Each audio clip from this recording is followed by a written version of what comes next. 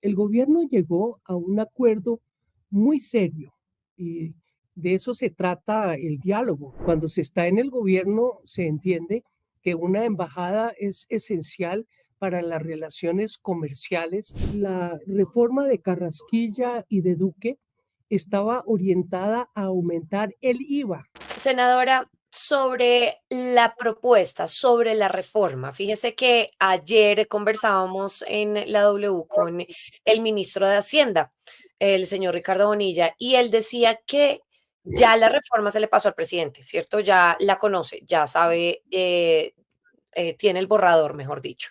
Y ya se llegaron a unos acuerdos y ya hay unos puntos clave. Sobre esos puntos clave, ¿qué podemos contarle a la gente para que entiendan un poco de cuáles son esos puntos en los que el gobierno nuevamente está presentando esta reforma y qué le beneficia a la gente realmente para que lo entiendan?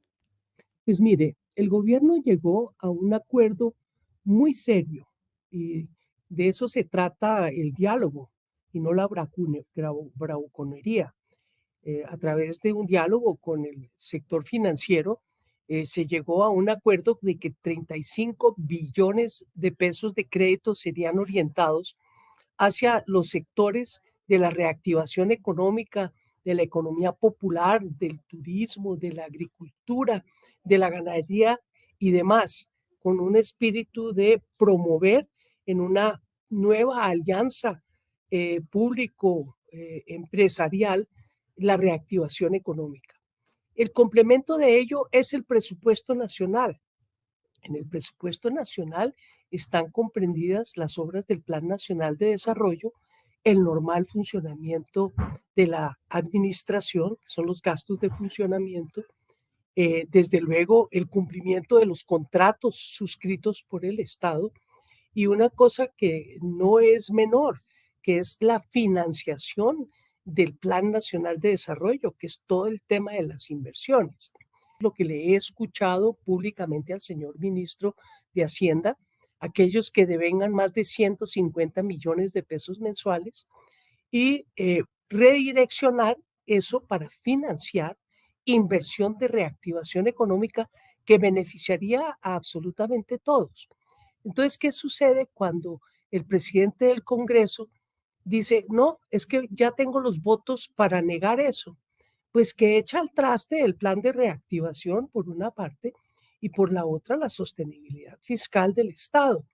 Ellos tendrían, para poder hacer esa reducción de presupuesto que plantean, de señalar cuáles partidas va a reducir el Congreso con su atribución de reducir partidas.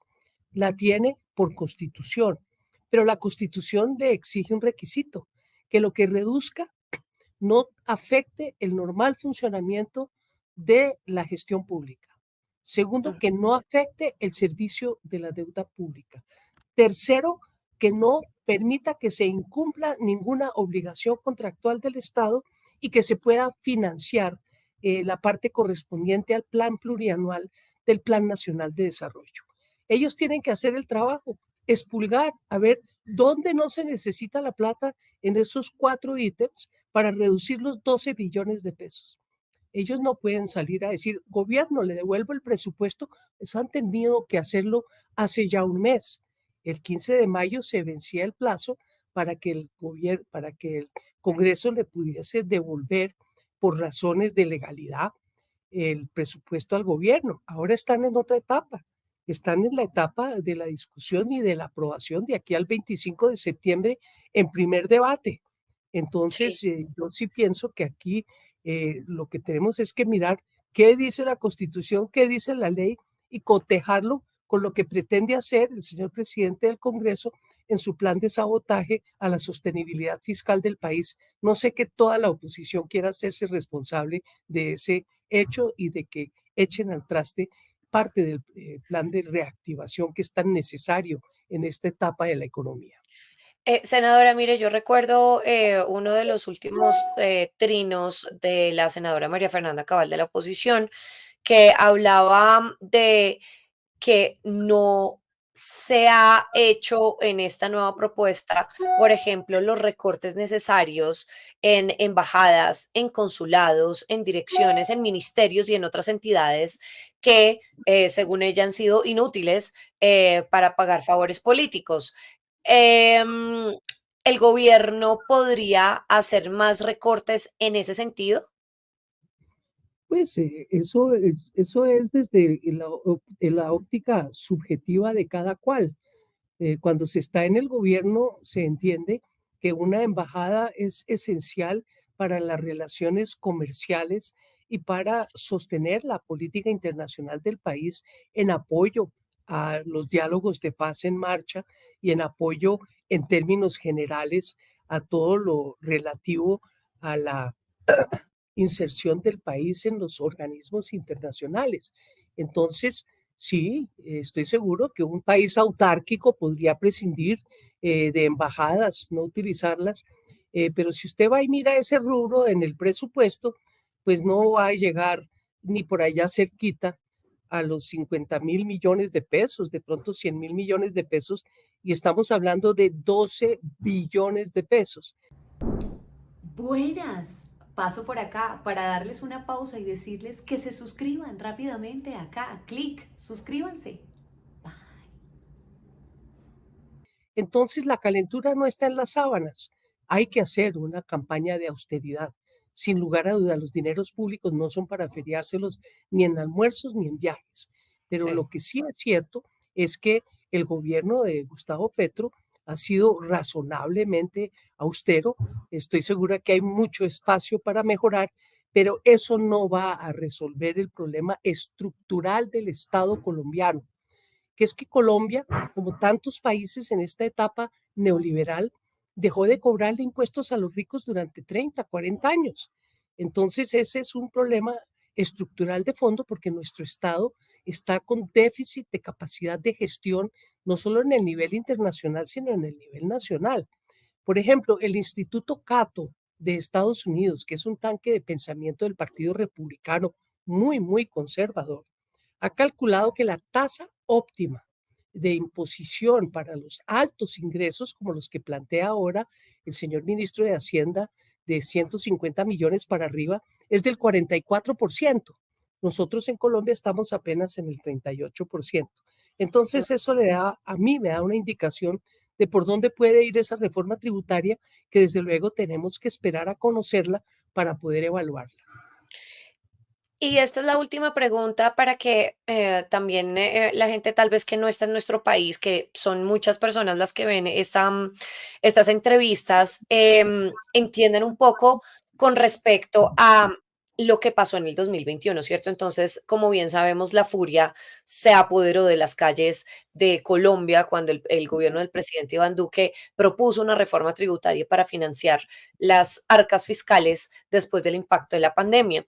Y esa reforma, que fue duramente criticada por opositores, pero también por partidarios del mismo gobierno, pues no logró ningún apoyo político y, por el contrario, consiguió ese estallido social que terminó en una cantidad de personas muertas y heridas injustamente. Senadora, ¿qué tan distinta es esa propuesta a esta del presidente Gustavo Petro? Diametralmente distinta. La reforma de Carrasquilla y de Duque estaba orientada a aumentar el IVA de los productos de la canasta familiar y en general de todo el espectro del consumo del país. Esta reforma tributaria, lo ha dicho una y 100 veces el señor ministro de Hacienda, no va a tocar el IVA, no va a afectar la canasta familiar y tampoco va a afectar los salarios medios ni bajos. Estamos hablando de una reforma tributaria orientada a que los que tienen grandes ingresos en un país que tiene la distribución del ingreso más desigual del continente y del mundo, contribuyan más de acuerdo a su capacidad de pago. Esa no es plata que se vaya a ir a la inversión en el país. Esa es plata que está siendo dirigida a paraísos fiscales para jugar a esa ruleta financiera de las inversiones muy rentables de los altísimos capitales de Colombia y del mundo. Eh, Pienso que es ahí donde el señor ministro debe estar enfocando sus ojos y es donde los enfocaría yo, porque lo que se necesita es utilizar el sistema fiscal en dos direcciones. Una, para generar la capacidad de gestión del Estado para responder a las amplias necesidades sociales y empresariales. Y dos, redistribuir los ingresos. Llevamos 30, casi 40 años casi 30 años de la Constitución de 1991, que buscaba equidad, que buscaba descentralización, y lo que hemos visto en el país durante esta etapa es todo lo contrario, mayor centralización y mayor concentración de la riqueza y de los ingresos. Eso no se puede explicar de una manera distinta a una política pública diseñada en función de un modelo económico que no funcionó.